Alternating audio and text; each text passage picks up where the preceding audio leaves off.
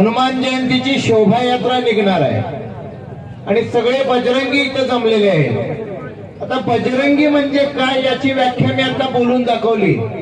मी जो श्लोक म्हटला त्यामध्ये बजरंगीचं वर्णन आहे। हनुमंताचं वर्णन शास्त्रात असं आहे की हनुमंत म्हणजे सेवा भक्तीचं मूर्त रूप। सेवा भक्ती हनुमंतामध्ये इतकी शक्ती होती की ते स्वतः रावणाला मारू शकत होते, ते स्वतः वालीचा पराभव करू शकत होते।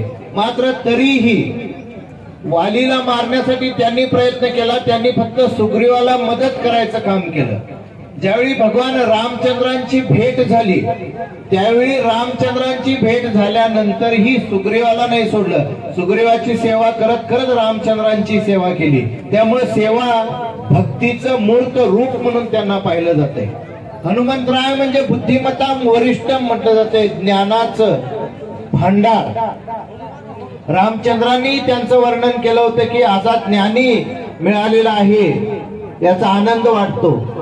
म्हणजे विचार करा, बजरंगी जे जे झाले त्यांना सेवेला आपलं जीवन वाहायचं आहे, तुम्ही ते वाहिलेलं आहे। दुसरं, ही सेवा करताना या ठिकाणी मनात क्रोध किंवा समजा दुसऱ्याचा विनाश करण्याची भावना अशा गोष्टी बाजूला ठेवायच्या आहेत। सेवा करत ज्ञान घ्यायचं आहे, कोणती गोष्ट काय आहे, त्याला कसं प्रत्युत्तर करायचं आहे, त्याचा समाजावर काय परिणाम पडणार आहे या गोष्टींची जाणीव पाहिजे।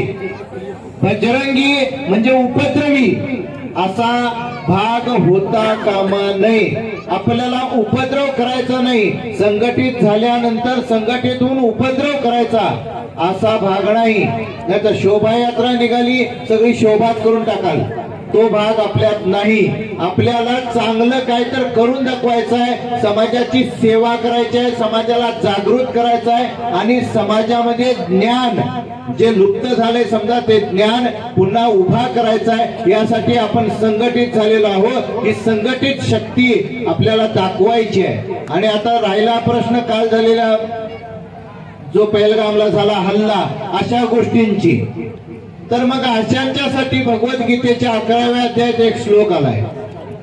11व्या अध्याय म्हणजे विश्वरूप दर्शन। त्यात भगवान श्रीकृष्ण म्हटले मी काल आहे, म्हटले कालोस्मी लोकक्षय कृत प्रवृत्तो। मी काल आहे आणि आता या लोकांचा विनाश करायला मी प्रवृत्त झालोय। कौरव पांडवांचं युद्ध होतं, त्या युद्धात कौरव पक्षाचा विनाश करायला अर्जुनाला ते सांगतात की अर्जुना मला बघ, तू कायच करत नाहीस, मीच काल आहे।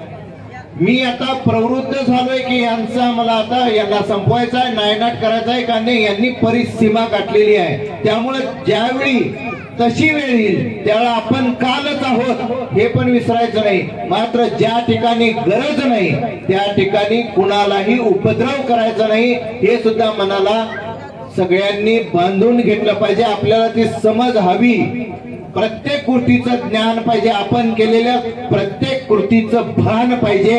एवढी गोष्ट लक्षात ठेवा आणि आजची शोभायात्रा चांगल्या रीतीनं पूर्ण करा। आपली ताकद चांगल्या पद्धतीने दाखवायची आहे, विनाशानं नाही। मात्र ज्यांचा गरज आहे, जिथं गरज आहे त्या ठिकाणी काल आहे आणि मग तिथं संहार करायची आपली शक्ती वाढलीच पाहिजे, हे तितकंच लक्षात ठेवा। हरि ओम नमः शिवाय। श्री गुरुदेव दत्त दत्त दत्त।